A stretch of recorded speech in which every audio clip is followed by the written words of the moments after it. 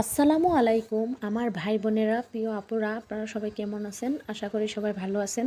আলহামদুলিল্লাহ আমিও ভালো আছি। আজ আপনাদের জন্য একটা ছোট্ট দোয়া কবুলের আমল নিয়ে এসেছি। যারা দীর্ঘদিন ধরে দোয়া করেই যাচ্ছেন, এক কথায় কোনোভাবে আপনাদের দোয়াটা কবুল হচ্ছে না, এই আমলটা করতে পারেন। আল্লাহ চাহে তো আপনার দোয়াটা কবুল হয়ে যাবে ইনশাল্লাহ।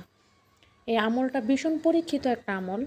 একটুকু কষ্ট করে আমলটা খালি করলেই হলো। আল্লাহ চাহে তো আপনার দোয়া কবুল হবে। আমলটা বেশি বড় বা বেশি না, হার্ড না, খুব ছোট্ট একটা আমল। আপনাকে 5 ওয়াক্ত নামাজ আদায় করতে হবে সুন্দরভাবে, আর মিথ্যা কথা বলবেন না। অবশ্যই হালাল রিজিক খাবেন।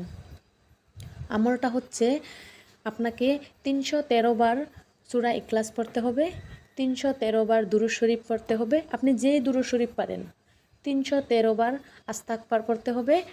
শেষে 100 বার সূরা ফাতিহা পড়তে হবে। এশার নামাজের বাদে আমলটা করতে হবে। টানা 7 দিন অথবা 11 দিন অথবা 41 দিন করতে পারেন। ইনশাল্লাহ আপনার দোয়াটা কবুল হয়ে যাবে।